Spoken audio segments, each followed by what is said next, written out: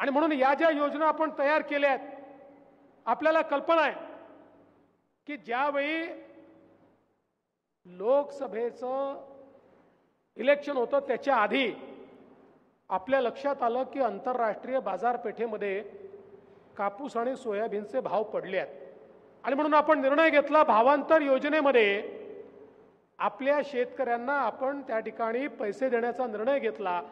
दुर्दैवाने निर्णय घेतला आणि तिसऱ्या दिवशी आचारसंहिता लागली, आपण ते पैसे देऊ शकलो नाही।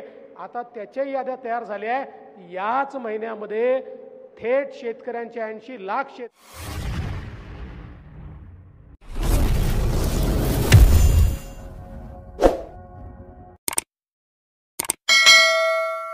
शेतकऱ्यांच्या खात्यामध्ये कापूस आणि सोयाबीनचे भावांतराचे पैसे देखील त्या ठिकाणी पोहोचणार आहेत आणि त्यासोबत 1 रुपयात पीक विम्याची योजना आपण त्या ठिकाणी लागू केली।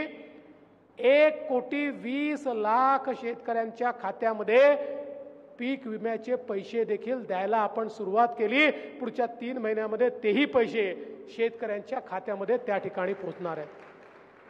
त्यामुळे शेतकऱ्यांचा विचार करणारं सरकार,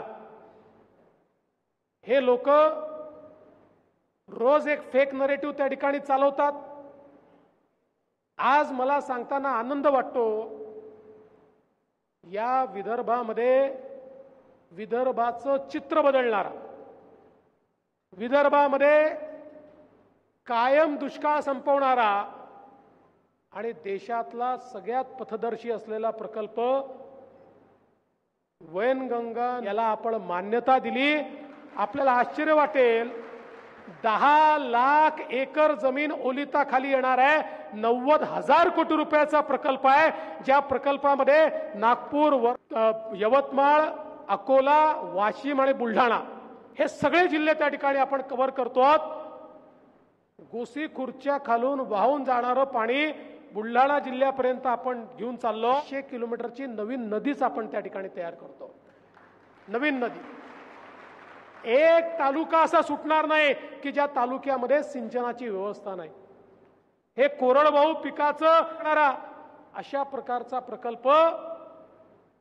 माझा सवाल आहे, इतके वर्ष काँग्रेसने, राष्ट्रवादी काँग्रेसने राज्य केलं, राज्य सरकारने जे सकारात्मक निर्णय घेतलेले आहेत त्यामध्ये लाडली बहीण, बेरोजगार तरुणांना भत्ता, त्याचबरोबर सर्व शेतकरी बांधवांची एक मागणी आहे की वीज बिल जसं माफ केलं, लाडली बहीण योजना शासनानं आणली, त्याच पद्धतीनं लाडला शेतकरी भाऊ ही एक योजना आणावी आणि संपूर्ण कर्जमाफी व्हावी अशा पद्धतीची शेतकऱ्यांची भावना आहे आणि त्या भावनेची कदर करून निश्चितपणानं माननीय मुख्यमंत्री एकनाथ शिंदे साहेब, फडणवीस साहेब आणि अजितदादा पवार साहेब यांच्याकडे आम्ही भारतीय जनता पार्टी, शिंदे साहेबांचे आमदार आणि अजितदादांचे आमदार नौक्यांना सगळेजण त्या ठिकाणी संपूर्ण शेतकऱ्यांची कर्जमाफी व्हावी आणि शेतकऱ्यांचा सातबारा कोरा व्हावा या दृष्टिकोनातून आम्ही त्या ठिकाणी मागणी करणार आहोत आणि आम्हाला पूर्णपणे आशा आहे की त्यांचं कर्ज सरकार माफ करेल आणि मुख्यमंत्री लाडकी बहीण योजनेअंतर्गत अर्ज केलेल्या महिलांच्या खात्यात येत्या 17 तारखेला पैसे जमा होतील,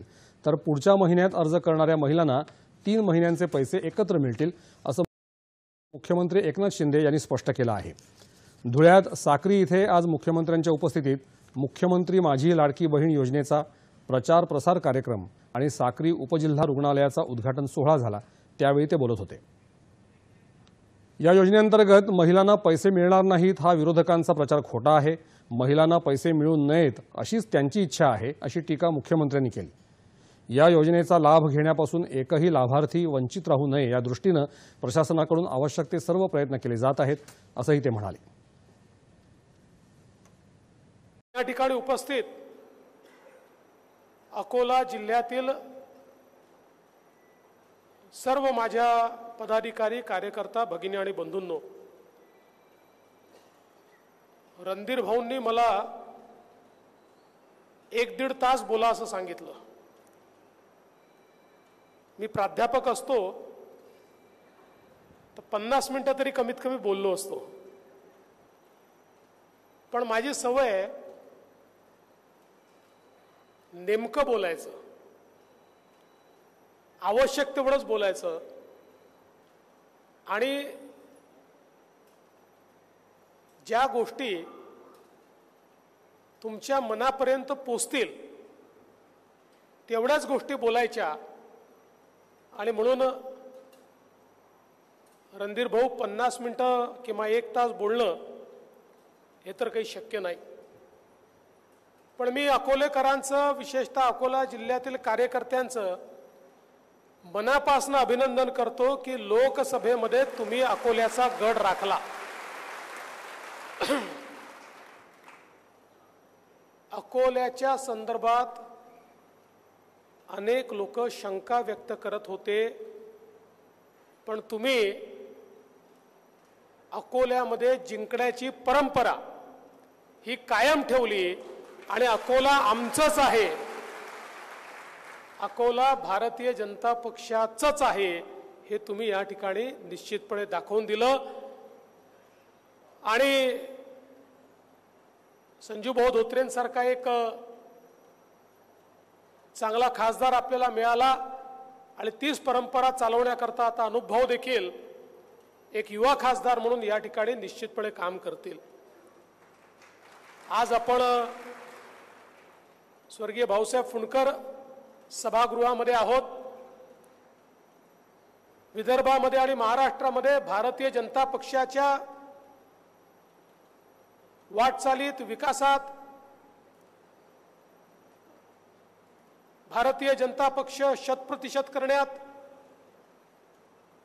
एक अत्यंत मोलाचा वाटा, महत्त्वाची भूमिका भाऊसाहेबांनी या ठिकाणी पार पाडली.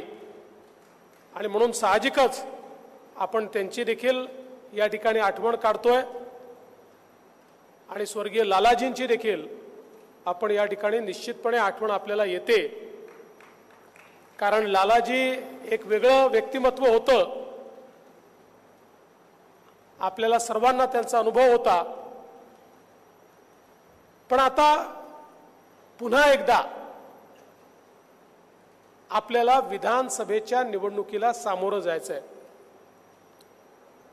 मी यापूर्वी देखील सांगितलं, लोकसभेची निवडणूक ही आपण महाविकास आघाडीच्या 3 पक्षांसोबत नाही लढलो. लोकसभेच्या निवडणुकीमध्ये एक चौथा पक्ष होता आणि त्या चौथ्या पक्षाचं नाव होतं फेक नरेटिव्ह. सकाळपासनं रात्रीपर्यंत खोटं बोलायचं, खोटं पेरायचं, खोटं पचवायचं, अशा प्रकारचा एक फेक नरेटिव्ह महाराष्ट्रात आणि देशामध्ये तयार करण्यात आला. आणि या काही एका दिवसात तयार झाला नाही, एक मोठी इकोसिस्टीम याच्याकरता तयार करण्यात आली. 2-3 वर्ष त्याच्यामध्ये घालून ही इकोसिस्टीम तयार करण्यात आली. आणि या इकोसिस्टीमला काही तथाकथित पत्रकार, काही सोशल मीडिया इन्फ्लुएन्सर्स, अशा सगळ्यांची त्या ठिकाणी मोठ बांधून एक खोटा नरेटिव्ह पसरवण्यात आला. मग एकीकडे अनुसूचित जाती, अनुसूचित जमातीमध्ये आपलं आरक्षण जाणार, भारतीय जनता पार्टी 400 पार आली तर 400 पार आल्यानंतर हे आरक्षण समाप्त करणार, अशा प्रकारचा एक नरेटिव्ह पसरवण्यात आला. खरं म्हणजे आपल्याला कल्पना आहे, भारतरत्न डॉक्टर बाबासाहेब आंबेडकरांनी सुरुवातीला 50 वर्षाकरताच आरक्षण दिलं होतं. आणि ज्यावेळेस संविधानामध्ये आरक्षणाची मर्यादा संपली, त्यावेळी ती मर्यादा वाढवण्याचं काम जर कोणी केलं असेल तर ते श्रद्धेय अटल बिहारी वाजपेयीजी यांनी पंतप्रधान म्हणून केलं. आज जे आरक्षण टिकलेलं आहे, चाललं आणि चालत राहणार आहे, याचं कारण अटल बिहारी वाजपेयीजीची सरकार आहे. पण या सगळ्या गोष्टी मागे पडल्या आणि जणू काही आपलं सरकार आल्यानंतर आरक्षण त्या ठिकाणी काढून टाकण्यात येईल, अशा प्रकारचा नरेटिव्ह खालपर्यंत नेण्यात आला. आणि त्याचा एक मोठा परिणाम झाला. तो दलित समाजामध्ये झाला, तो आदिवासी समाजामध्ये झाला, आणि विशेषतः विदर्भासारखं जे क्षेत्र आपलं आहे की ज्या क्षेत्रामध्ये 30% दलित आदिवासी ही लोकसंख्या आहे, इथे याचा एक मोठा परिणाम झाला आणि आपल्या जागा त्या ठिकाणी कमी झाल्या. एक दुसरा नरेटिव्ह हा मोठ्या प्रमाणात मुस्लिम समाजामध्ये चालवण्यात आला आणि त्यातनं एक प्रकारे पोलरायझेशन करून, ध्रुवीकरण करून निवडणुकांना इन्फ्लुएन्स करायचा प्रयत्न झाला. हे सगळं केल्यानंतरही हे खरं आहे, आपल्या जागा कमी आल्या, पण आपला जनाधार कमी झालेला नाहीये. महाराष्ट्रामध्ये महाविकास आघाडीला 43.9% मतं आहेत आणि महायुतीला 43.6% मतं आहे, म्हणजे केवळ 0.3% मतं आपल्याला कमी पडले. त्यांना 2,50,00,000 मतं मिळाली, आपल्याला 2,48,00,000 मतं मिळाली, म्हणजे त्यांच्यापेक्षा महाराष्ट्रामध्ये केवळ 2,00,000 मतं आपल्याला कमी मिळाली. पण या 2,00,000 मतांमुळे त्यांच्या 31 जागा आल्या आणि आपल्या 17 जागा आल्या. 0.3% 12 जागा आपल्या अशा आहेत, 12 जागा भारतीय जनता पक्षाच्या, ज्या 3% कमी मताधिक्याने पडल्या. आणि यातलं क्लासिक उदाहरण द्यायचं असेल तर ते धुळ्याचं आहे. धुळ्यामध्ये 6 विधानसभेच्या मतदारसंघापैकी 5 मतदारसंघामध्ये आपल्याला 1,90,000चा लीड मिळाला आणि एकट्या मालेगाव मतदारसंघामध्ये त्यांना 1,94,000 मताचा लीड मिळाला आणि 4,000 मताने आपण केवळ सीट हारलो. 4,000 मतं, 6,000 मतं, 8,000 मतं, 16,000 मतं, 20,000 मतं, 18,000 मतं, अशा अतिशय नॅरो मार्जिननी आपण ही निवडणूक या ठिकाणी हारलो. फेक नरेटिव्हमुळे ही परिस्थिती आपल्याला पाहायला मिळाली. पण एक गोष्ट लक्षात ठेवा, जे खोटं असतं त्याचं वय छोटं असतं. हा जो फेक नरेटिव्ह या ठिकाणी तयार केला, आज हे लोकांच्या लक्षात येत आहे, दलित समाजामध्ये, आदिवासी समाजामध्ये लक्षात येत आहे की कुठेतरी आमची दिशाभूल झाली, आम्हाला मूर्ख बनवण्यात आलं, आम्ही त्याच्यामध्ये वाहून गेलो, हे आज त्यांच्या लक्षात येत आहे. आणि म्हणून 0.3% आपण या ठिकाणी जरी हारलो असलो तरी गेल्या 3 महिन्यामध्ये महाराष्ट्राचं वातावरण आपण बदललेलं आहे. एक लाडकी बहीण योजना आपण तयार केली तर 4-5% आपण पुढे चाललो गेलो. आता लाडक्या बहिणींचा प्रचंड त्रास महाविकास आघाडीला होतोय. ते रोज लाडक्या बहिणीवर बोलतायत. पहिले त्यांनी प्रयत्न करून पाहिला, कोर्टामध्ये गेले, हायकोर्टात गेले, ही योजना बंद करा. हायकोर्टाने ऐकलं नाही. हायकोर्टाने त्यांची पिटिशन फेटाळली. मग सांगितलं योजनेमध्ये पैसेच नाहीत, पुढच्या बजेटपर्यंतचे सगळे पैसे आपण ठेवल्यात, याचा दाखलाच आपण दिला, मग यांची थोबाडं बंद पडली. आता हे सांगतात 1,500 रुपयांनी काय होतं. अरे बाबा, तुम्ही सोन्याचा चमचा तोंडामध्ये घेऊन जन्माला आले,